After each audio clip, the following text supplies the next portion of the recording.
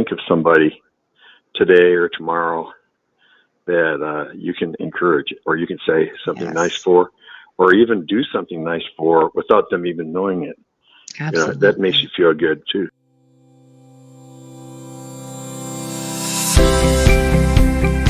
Welcome to the Meier Clinics podcast. Join our licensed clinical professionals from various backgrounds as they discuss fascinating mental health topics with a wide range of guests.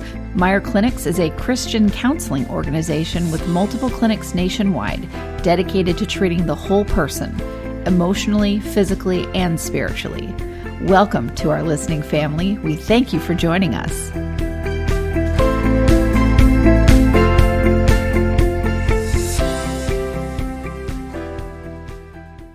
Hello, listeners. Thanks for joining us again. We're going to finish up a show we started last time with Dr. Paul Meier. Hello, Paul. Hey, Kristin. It's always great to be with you. So I hear you're in a nice place right now. I am, actually. Right? I am. Looking at mountains? You're outside looking at mountains? Yep. I'm sitting in a church parking lot because they have good internet connection, and they've got a gorgeous view. If you go up to the back of the church to the mountain top, I can sit up there and have a 360-degree view of mountains and farmland, and it's gorgeous. In what state? North Carolina. Yeah, your home state. Yep. It's beautiful. State. I went to Duke there.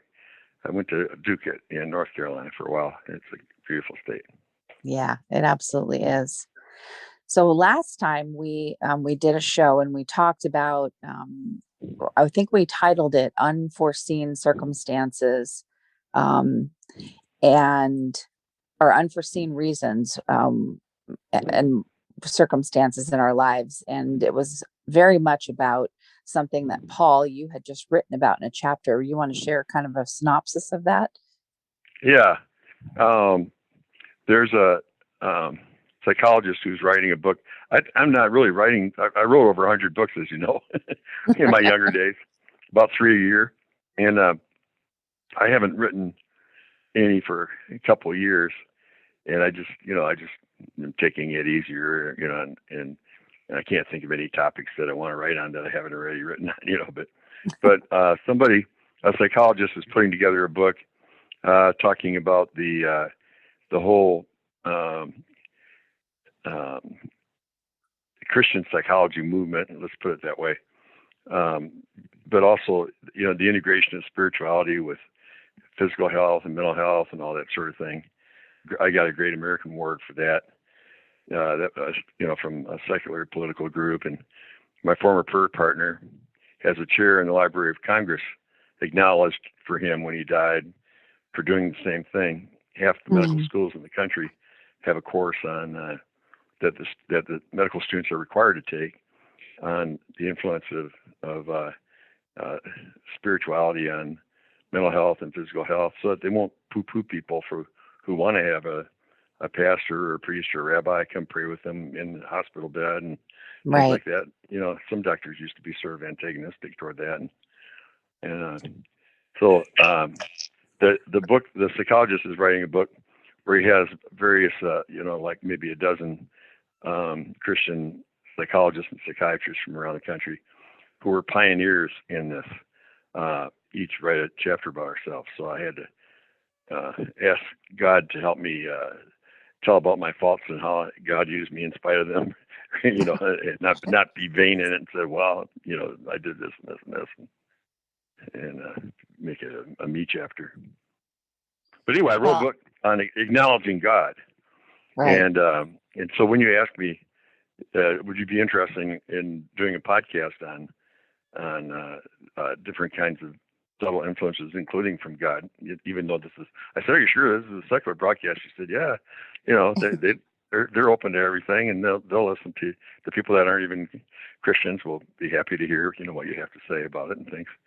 And so I was happy that you asked me to do that. And then I let you know that I just wrote a chapter on it that I finished the night before.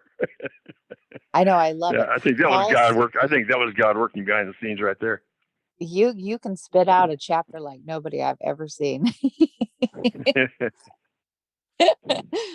Well, I think about this. I spent about a month saving up material and sort of outlining Ah, things and stuff like that. But then I took time off of work and I wrote a 23-page chapter in that, all in that one day. wow. Well, I know a But lot more goes into it. yeah, I know a lot of living goes into it and what you're creating in your mind, and then you have to put it to paper. yeah. When I got my master's degree I was an alumni distinguished graduate fellow at Michigan State University in human physiology.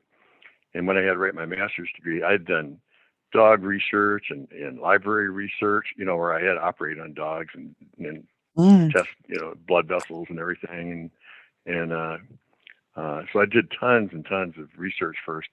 But then when I wrote the thesis, I started one morning and typed 24 straight hours and wrote a 100-page thesis wow. all in one day. And, I edited it some afterwards, but I wrote all in one day, and they said it was good enough for a PhD instead of a master's degree. But I'm thankful that he gave me the gift of gab. When I start speaking or writing, it just sort of flows. I'm typing so fast sometimes that I'm looking at my computer to see what I just wrote. Right, because it's just flowing out of you. Yeah, exactly. Yeah. Well, I mean, I what I love about this topic, and what made me think of it is there's definitely a big shift. I mean, obviously, after 2020, there's a big shift for a lot of people. We're seeing in the news, people are leaving their jobs, they're changing their entire lives, because Mm-hmm. what worked before, they had a reset of some kind, and some of it was very tragic, a tragic reset, but a reset nonetheless. And so Mm-hmm. they're looking to other things. They're looking to have a different experience in life. And so it made me think, we need to acknowledge that. I mean, it's talked about, but I'm going to be real interested to read studies, and we don't have enough time. It has happened yet. We're only in the middle of 2021, Yeah. but with time, I want to read studies about this impact that Yeah. people And for have a lot of had. people, and Kristen, for a lot of people, it's a change for the better. A Yes. lot of people have found more meaning in life and just the value of appreciating being alive day by day. So, and a lot of people's families got closer. And so I've seen, as a psychiatrist, I've seen our business has been busier than ever. And so we've seen a lot of, depression and different things that happened because of the pandemic. But we also saw an awful lot of growth in people Yeah, as a result of a realigning of our values and things like that. I mean, exactly. And I'm living that in my own life. I mean, I'm here on family land in North Carolina, building a cabin for myself, and have completely changed my I'm on a computer sometimes once or twice, well, sometimes just 3 times a week for a few hours, and that's it. And I used to have it attached to me, at the hip, and same thing with my Yeah. phone. So a very, very different experience in life. And I was talking to many of my friends, and some are, extremely wealthy in terms of financially, and some are not. And all of them, no matter what income they are at, all of them are saying, what, I'm really excited about seeing what I can do to minimize how much money I'm spending. Yeah. I want to see, what if I do solar power? What if I grow my own fruits and vegetables? And I wouldn't think anything of that, because, of course, there's a movement around that, except that every single one of my friends is talking about this. Yeah. Yep. I'm spending less money. My wife and I, before pandemic, we'd go out to the movies a couple nights a week and go out to restaurants a couple nights a week and stuff like that. And there's nothing wrong with that. But now we really enjoy, we occasionally do those things. We still get together and play cards with friends and stuff. But we really enjoy sitting at home watching movies or TV shows or things, even documentaries. And we're both ADD, so we're playing video games at the same time in separate chairs and talking to each other, carrying on a conversation all at the same time. But we just love it. We love our more simple lives now more Yeah, than we enjoyed our busy lives. exactly. But There were a anyway, lot of distractions. we need to get at. Speaking of Yep. distractions, we need to get into our. We got Our list. We We went got through 24 points to cover. I know. Some of them we Well, covered last month. we went through 16 last time, so we're going to go Yeah. through the eh, next this time. Yeah. Paul, do you want to start us Yeah. off? I want to start us off by summarizing those 16, just mentioning what they were. Number one was that God is present at night while we sleep and speaks to us in various ways, including in our dreams. The book of Job was written like 4,000 years ago. And Job wrote that God speaks to us now one way, now another way. He speaks to us in a lot of different ways, even though we don't perceive it behind the scenes. And he says sometimes in dreams, in a vision in the night, when deep sleep falls on people, as they slumber in their beds, he may speak in their ears and even terrify them with warnings. Sometimes God will warn us of things to come in a dream and to protect us. Okay, so that's number one. And then through positive and negative experiences with others in our lives, and we listed a bunch, but when you go through life, good things and bad things happen to you, and don't feel bad about all the bad things if you get a flat tire today or whatever, or even a car accident or something, and nobody's killed or anything. It's happened to one of my clients yesterday. Even that client from the hospital called me and said, I really appreciate life. I appreciate being alive, and I'm going to appreciate every day from now on.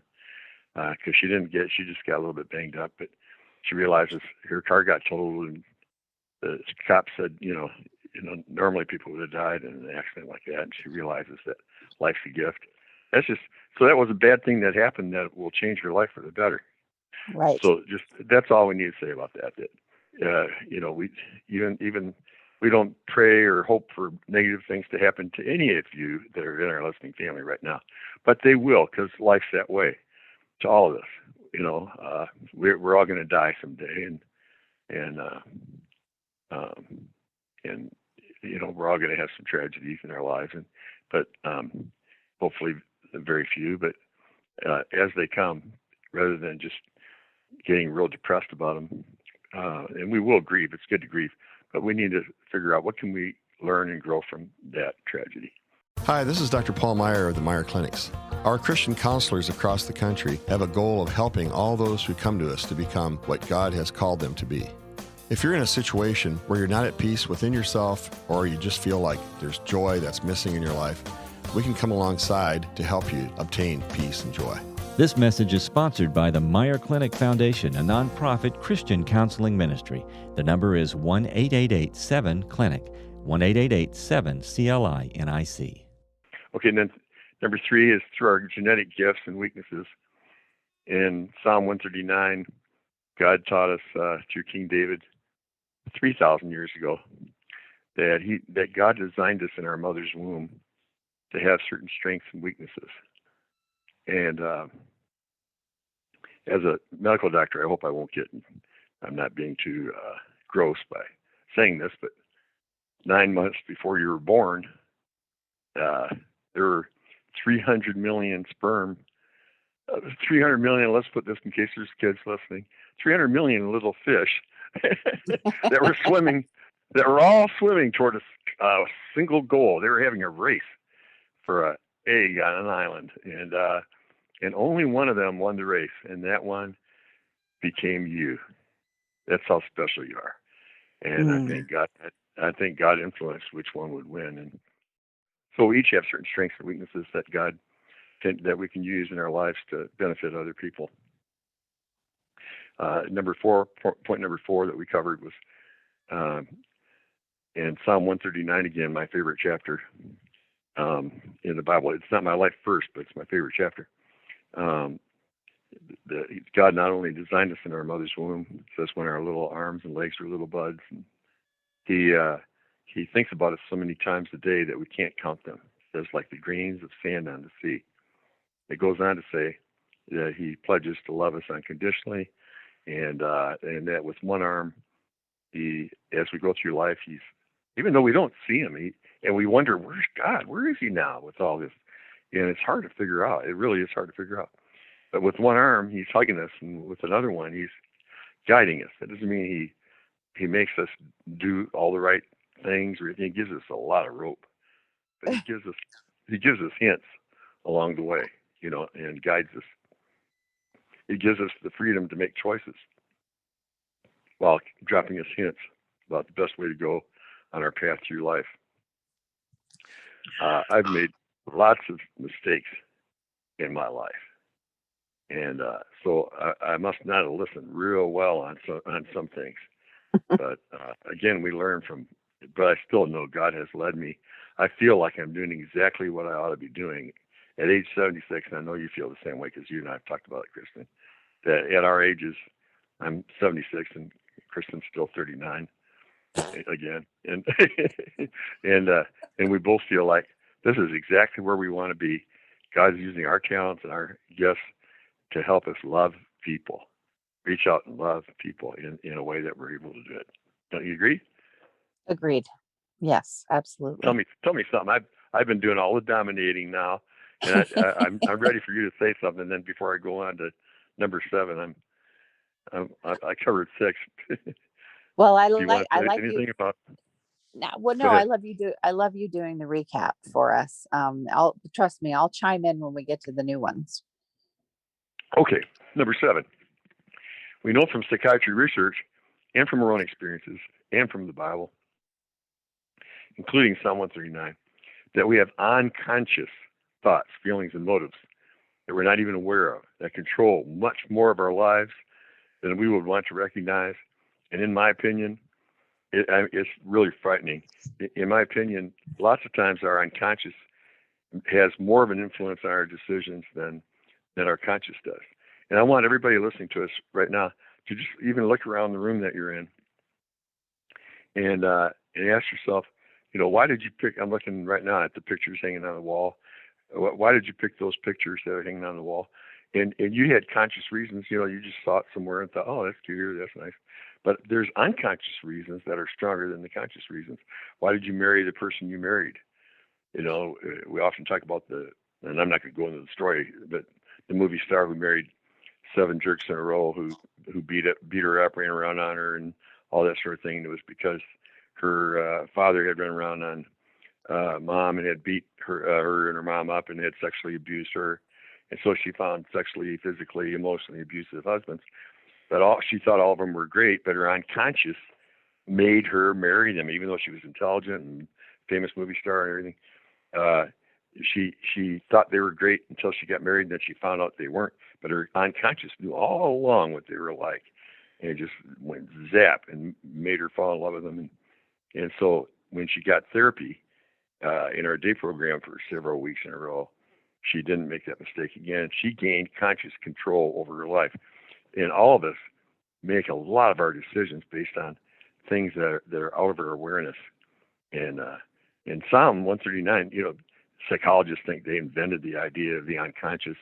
They give Freud the credit, but there were people that wrote about it 100 years. I know of a psychiatrist that wrote about it 100 years before Freud did, Heinroth. But David wrote about it 3,000 years ago, and there's other passages of scripture written thousands of years ago that talk about it. David said in that same Psalm 139, he said, God, he ended it with a prayer. He said, God, please search my innermost thoughts that I don't see. Search them and reveal them to me. Show me what they are so I can walk in a way that's more pleasing to you. And so he prayed for his unconscious. And the Bible, the Apostle Paul wrote in Hebrews that one reason why it's a good idea to meditate on Scripture daily, which I've been doing since I was 10, and I'm 76 now, so I guess that's 66 years. One reason to meditate on the Bible daily is because it says, Paul taught in Hebrews 4, that the Word of God is powerful and it's able to reveal to us our innermost thoughts. So as we read these things, and Jesus talked in parables lots of times so that he could get through to us and trick us into saying the truth instead of just coming out. If he came out directly and said, you're a jerk sometimes, I'd say forget reading that book. But if he told us a parable about somebody that was nasty to somebody else, we'd get mad at that person, and then we'd realize, oh, I do that, don't I? Sometimes. Right. And so the Bible reveals to us our unconscious thoughts. So that's the Bible says, when the truth sets you free, you'll be free indeed. And I tell my psychiatry patients the same thing, that like depression, Kristen, we see probably more depression than anything else. Right. We see about 500 people a day at our clinics nationwide, and probably over half are for depression. And depression is called anger turned inward. And so when we get real angry, and the nicest people get depressed because they're not aware of their anger. If a bicycle gang guy gets mad, he tells you he's mad, and he probably won't get depressed. He'll just get angry. But if you're a nice person and you stuff your anger, you're not even aware of it, then it eats away at you. But depression's anger turned inward, and we get angry about a lot of different things. And if we don't know our unconscious, lots of times we're getting angry at ourselves for not being perfect. I've been treating a professional musician recently, and a lot of times this person's a real concert musician, really top level. And in order to be a top musician, you got to be a perfectionist. And if they make, they might play a million notes in a prolonged concert, and if they make one little mistake, they feel like a failure. And right. This guy grew up in a home where no matter what he did, it wasn't quite good enough, and so he's depressed partially because of lies. He keeps thinking he should be more perfect and beats himself up for this and beats himself up for that.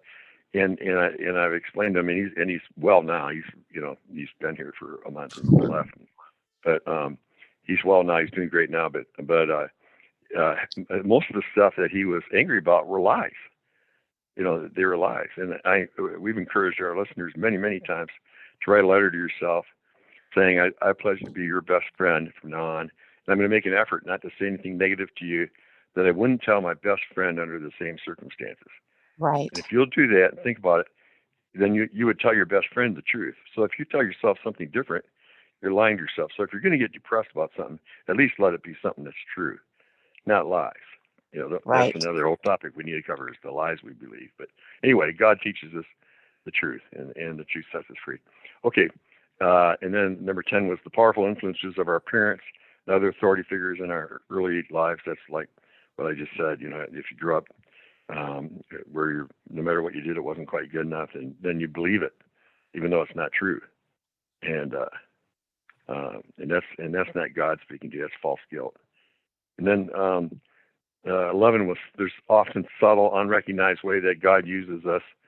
And Kristen, you and I both thought of incidences in our lives where somebody encouraged us or said a kind word, and that motivated us to move on and do things that we wouldn't have necessarily done without the encouragement.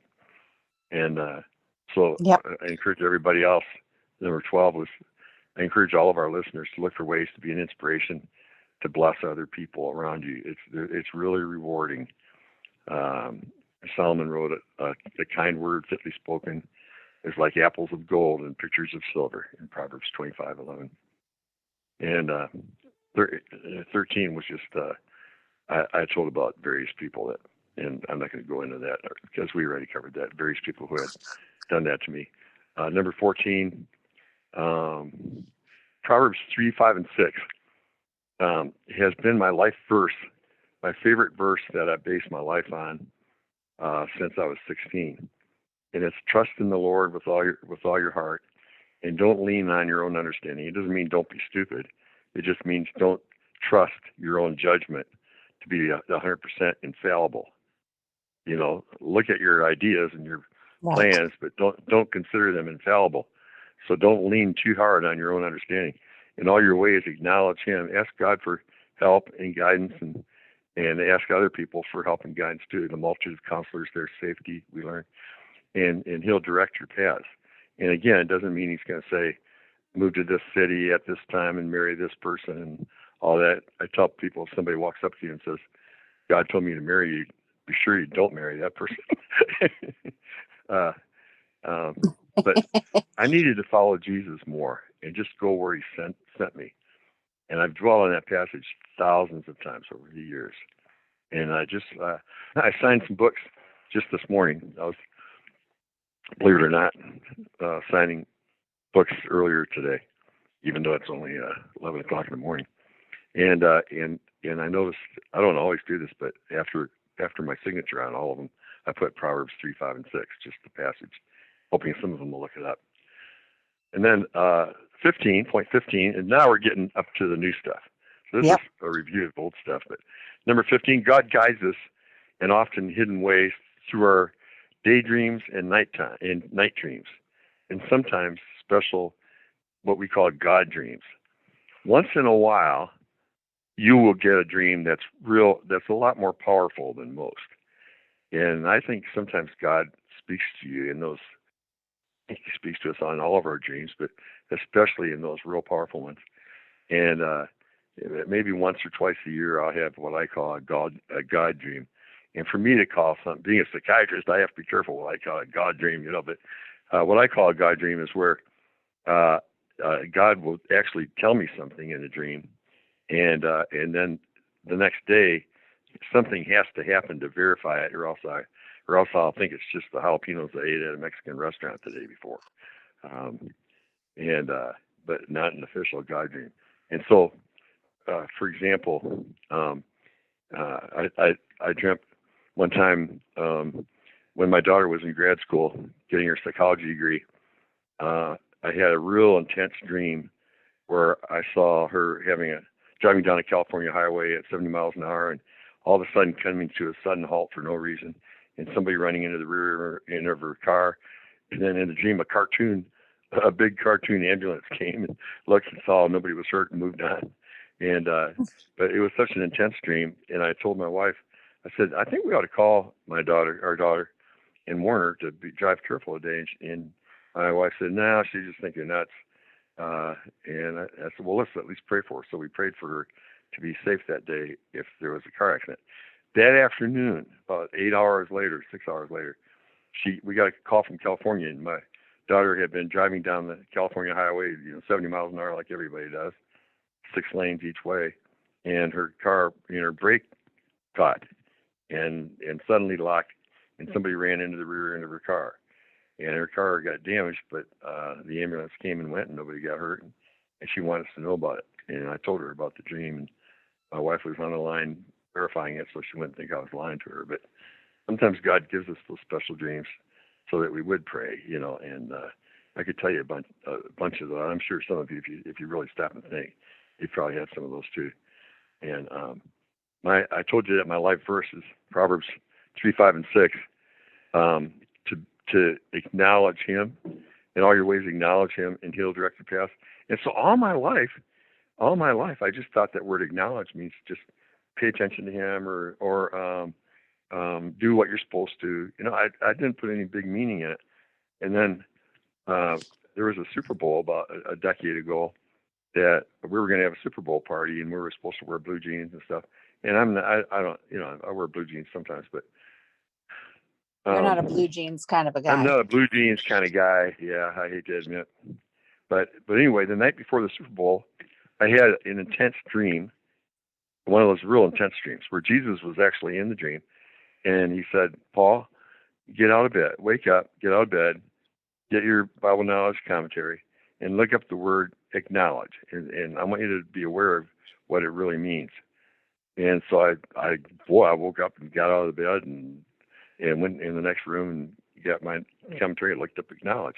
And in the Hebrew, it means more than just do what you're supposed to do. It means to be aware of the many, many ways that God drops hints to us day by day that we don't even see.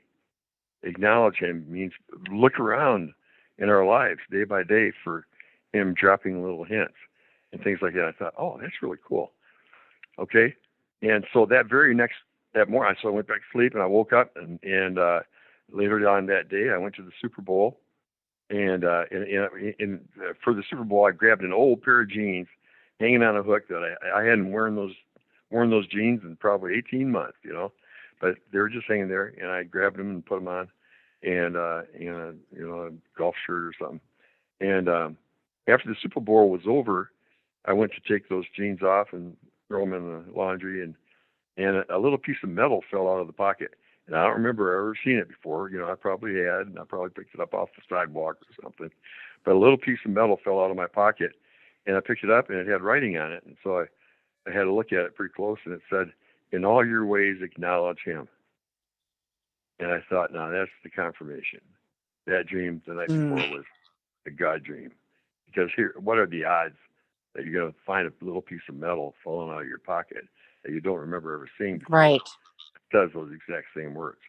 So that's what I call God dreams. And you and I have talked about them. You've had some too. And so anyway, Absolutely.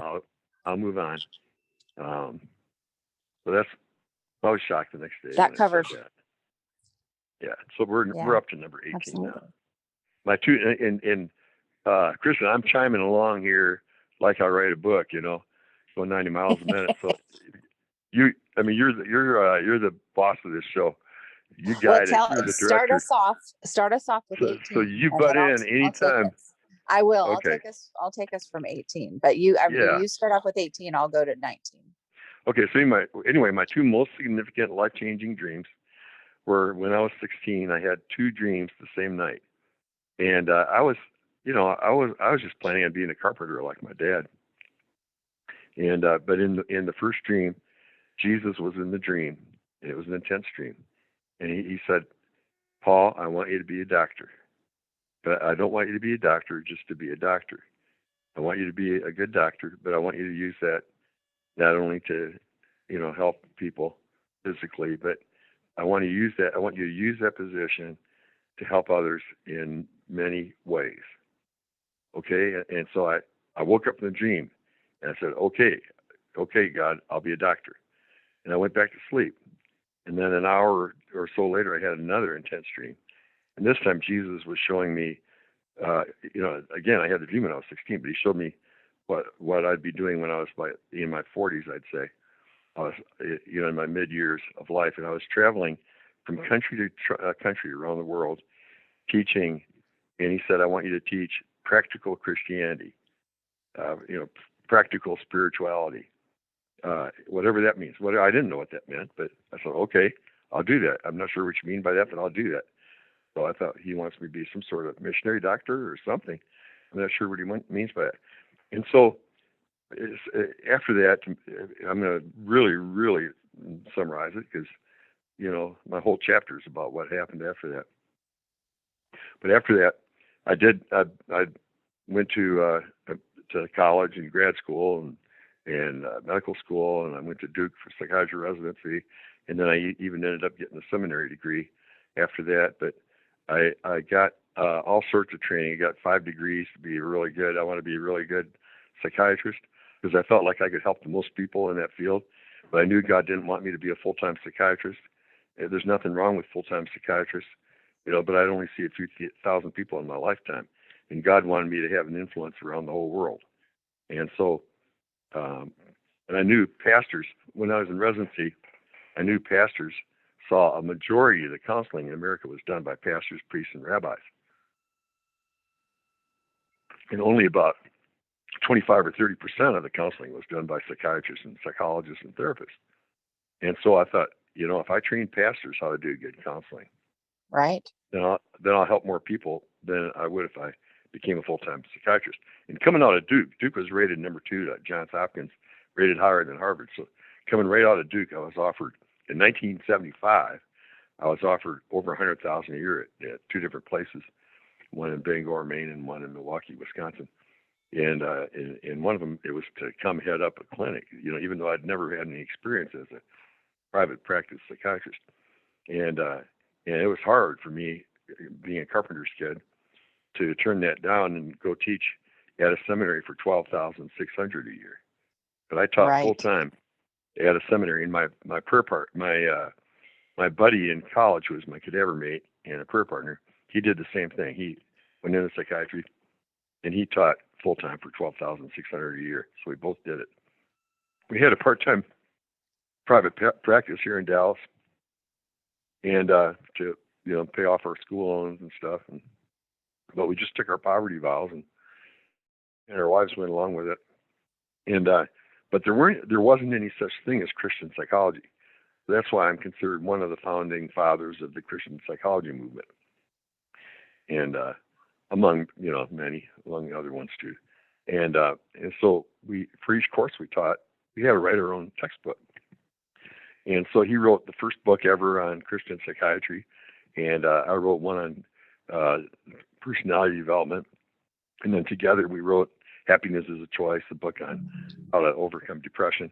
And my books sold about 1 million copies each.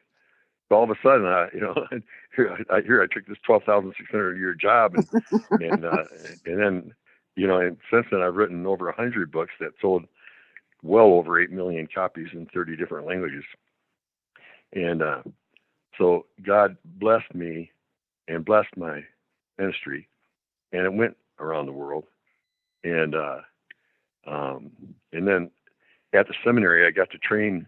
There were special students that really stood out to me, and so God laid people on my heart. And there was a African American student, Tony Evans, who was just an outstanding student and had a great heart for God and just talented. And so I had lunch with him every Thursday at a Chinese restaurant for 3 years, teaching him, psychology principles too. And he became one of the greatest black pastors in America. He's got international ministry and written books and all that sort of thing. I had another student, John Townsend, and who ended up taking all my courses, and I spent a lot of time with him. And he decided to go into psychology and become a psychologist. And then we trained him at one of our clinics after he got through his college and grad school, and then we made him a partner later on, and he helped run our California clinics.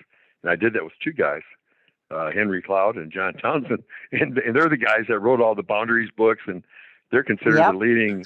They're considered two of the leading psychologists, Christian or non-Christian, in America today. And the news networks have them come on if there's a national crisis to talk about it.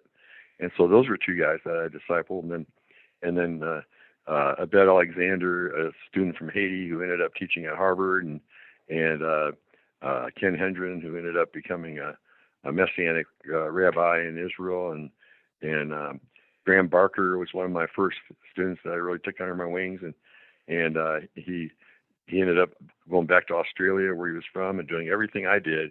He did there, writing books, teaching, doing some private practice, and having ministry all over Australia. And I had a prayer partner, Dave Larson. I'm just going to mention two more really, really briefly. My prayer partner all the way since Duke was Dave Larson, and I devoted my life to helping teach Christians and spiritual people to also not be afraid of mental health and medications when they need it and things like that. And his goal was to help non-Christians and non-believers, non-religious people accept the value of spirituality. And so he ended up designing courses for doing research on it, first of all, to prove it, and then designing courses for medical schools and things like that. And like I said, he died about 20 years ago, and when he did, he was named a chair in the Library of Congress was named after him, next to Henry Kissinger's, for having an influence on the value of spirituality in physical and mental health. And in a year and a half ago, I won a Great American Award from a political group for the same thing. And so we ended up influencing each other. When he died, my prayer partner became a psychologist from Paris, France, Joan-Luc Bertrand, and we inspired each other. And I encourage everybody to have a good prayer partner, somebody that you can share everything with. And when Joan-Luc has 3 doctor's degrees, one of them's in psychology, and he said, and I knew him from some seminars, and Joan-Luc said, "Paul, now why do you want a prayer partner all the way over here in Paris?" And I said, "Well, Joan-Luc, there's 3 reasons. One is you're several thousand miles away, so it's easier to confess my sins to you and not worry about them being out in public, And another one is that you're a psychologist and I'm a psychiatrist, so we can analyze why we're tempted in certain areas at various times." And I said, and the third reason is because my first prayer partner, Dave Larson, was such a godly guy it was always me confessing to him. And you're a Frenchman, so I know you sin at least as much as I do. And he pounded his desk table. He said, "You're exactly right. I accept." And but I mean, we both want to be godly guys, but we just, we all sin. We all make mistakes and have selfish thoughts and things. And but we inspired each other to go on and accomplish the things that we accomplished the last 20 years. He ended up starting an orphanage in South Africa that raises 2,000 kids. He's a wealthy guy. He used to, like Jerry Jones is in Dallas. He owned the soccer team in Paris, professional soccer team in Paris for a while, and he was asked by the mayor of Paris to run for president in France, but he didn't. But we wrote a book together, and he's written some on his own. He raises those orphans and educates them, and he did a documentary on the orphans are all AIDS kids. They're all kids who had both parents die of AIDS, and he did a documentary on AIDS kids that won the Academy Award in America for best foreign documentary. Oh wow! And, so we've influenced each other to go on to higher heights than either of us would have by ourselves, and just God's blessed us. I ended up having a radio ministry to 2 million people a day for 25 years, and I'm blessed to be with you, Kristin, doing a podcast that's downloaded in 171 nations once a month, and this is just a blessing to me in my old age to be doing this, because I'm not doing radio. I guest once in a while, but I'm not doing radio or television anymore, or even writing books anymore. You are it. And so that's the rest of the story. And then we already mentioned the other day that the only reason we did this, because Mental Health News Radio is really a secular broadcast. We've got a separate Meier Clinic Christian psychology broadcast. But this is my opportunity to do a secular broadcast. So we usually don't get into quoting so many Bible verses and all that sort of thing on this broadcast. But I'm glad you asked me to do one on looking for subtle influences, including acknowledging God in our lives. And so I hope I haven't offended too many people that are non-believers. And, I'm just sharing my own experiences. And so I said the whole thing, Kristin, without giving you a bit of a look at time. That's okay. I'll close. I'll close shut up this. now. Well, it gave me a lot of things I didn't know, and we've been doing this for, my gosh, I think 4 or 5 years now. So yeah. It gave me a lot. One of the things that I think about in terms of my show being a secular show is everyone needs mental health. I had someone come to me the other day, and I've really quieted down my life, and I had actually a few people coming to me. One of them, our PR firm, that they just won the best PR firm in New York City, which is a big prestigious award, and they do PR for the network. And they're wanting me to go back and do news shows again, live news shows, and they're wanting me to come back and be a guest on all these different podcasts. And I initially was like, I don't think I can, because I stopped all of that last year, and I haven't picked that up again. And I really had to examine, and listening to what you just said, I've really had to examine, what is that about, and why, I get asked to do these things. It's not like I go out and seek them out. I'm not in that part of. Exactly. Same with me. Yeah. Exactly. In fact, let me butt in. I just got to tell one more thing. I mentioned that God dream that someday, in my middle 40s or whenever, I'd be going from country to country, teaching countries about practical Christianity. It's a miracle the way that happened. I went to Israel to finish writing a novel, and while I was there, I visited a Messianic synagogue in Jerusalem, and I got in there a little bit late. They didn't know me from a hole in the ground. I was just a strange, foreigner, visitor of Israel, and I sat in the back row, and the rabbi spoke in Hebrew, so they gave me earphones to listen to with the translation. And the Messianic rabbi is one that's a believer in Jesus. And anyway, he said, we've got 10,000 Christians here in Israel, not a single Christian professional counselor. So let's pray today that God will send somebody to train our lake people how to do counseling, and maybe even an American Christian psychiatrist or psychologist. And it was like Twilight Zone. And I thought about that dream I had of going from country to country. And so I went after he got done. I said, okay, when do you want me to come? For the next 5 years in a row, I went there and trained people from Israel and even from Palestine and other places. And so that was the beginning of fulfilling that dream. On the flight home from Israel, I flew from Tel Aviv to Paris. That was about a 7-hour flight. And nobody spoke English on either side of me, and I was just about to go nuts because I like to talk to people, as you can tell. And so on the next flight was from Paris to Chicago, and it was about 12, 13 hours long. And I prayed. I said, God, please put somebody next to me that speaks English so I won't go nuts, so I can talk a little bit, listen a little bit. And this lady sat next to me from Paris, but she was about 30, and seemed real intelligent and attractive and pleasant. And I said, thank you, Lord. She'll do just fine. And I didn't tell her my name. She didn't tell me her name. We didn't know each other at all. And I asked her where she was going. And to make a long story short, she was going to Little Rock, Arkansas. And I said, now, why would somebody from Paris go to, I said, Little Rock's a pretty town, but why would somebody from Paris go to Little Rock for vacation?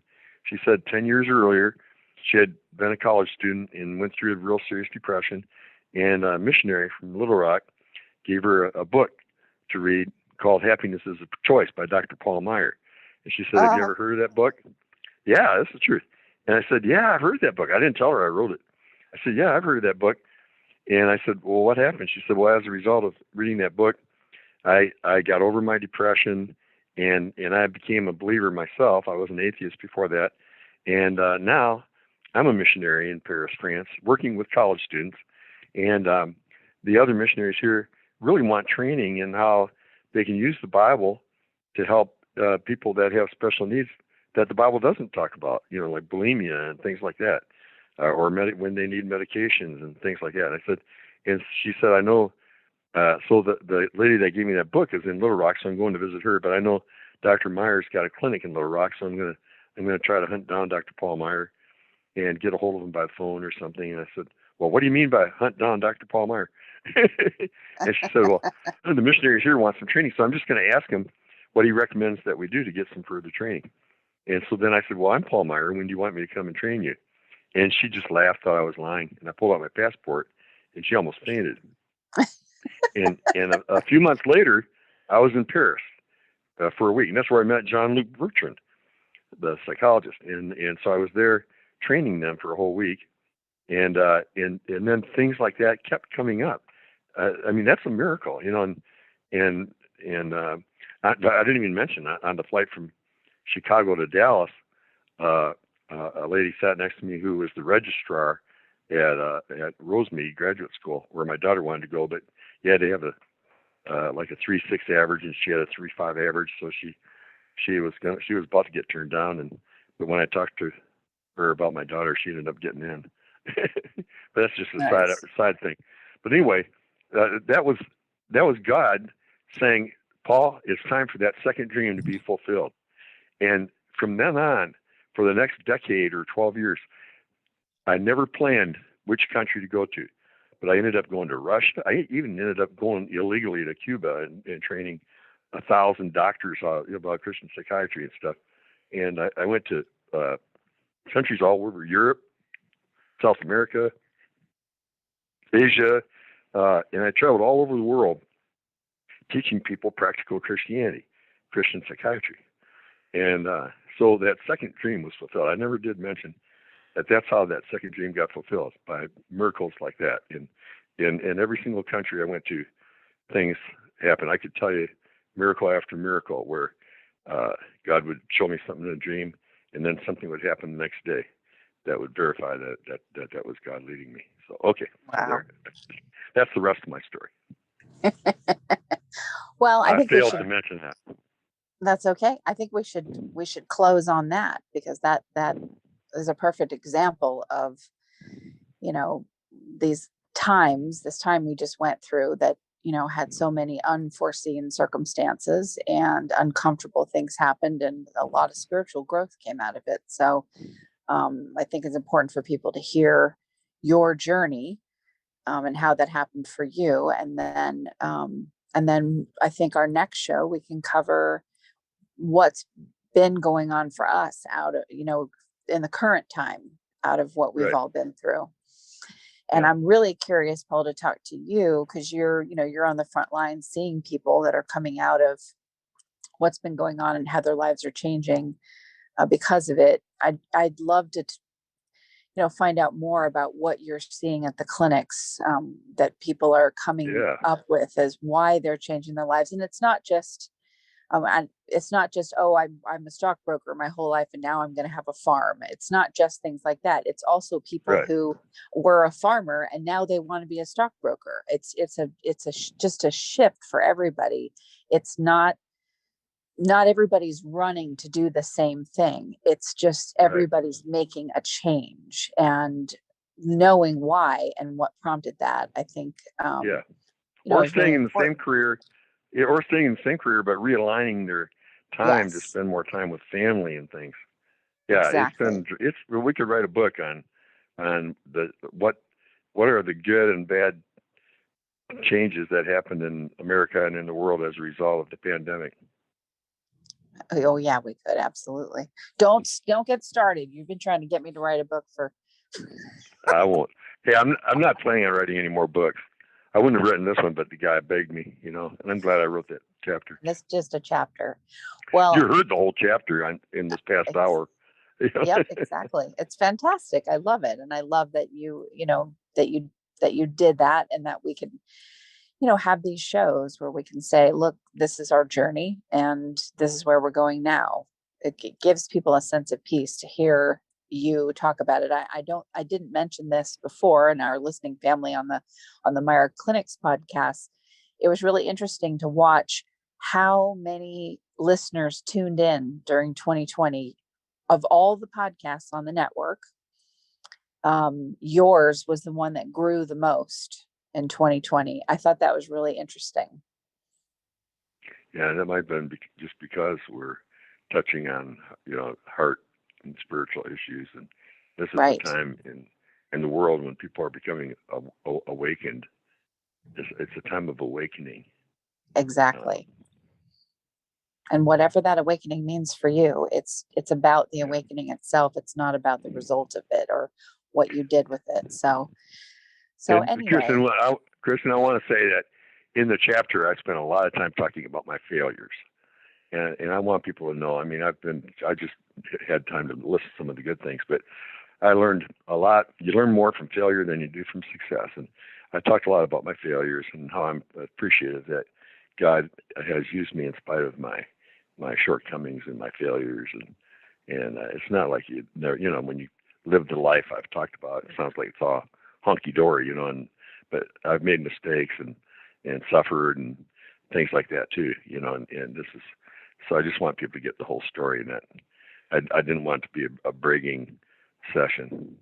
I no, want and to it brag about wasn't. what God's done in spite of me. God uses the weak and foolish things of the world to confound the wise, and I think God used me because I was weak, because I was foolish in a lot of ways, in a lot of my ways. I'm not talking about he blessed me with a good IQ, but doesn't mean if my wife says if I got a common sense IQ, it would be it would be lacking lots of times. Well, I always like to end on humility. So all right. Well, thank you, listeners, for tuning in, our listening family, and Dr. Paul Meier, thank you again for letting us do this show today. I love doing it with you. All right. We'll catch you next time, listeners.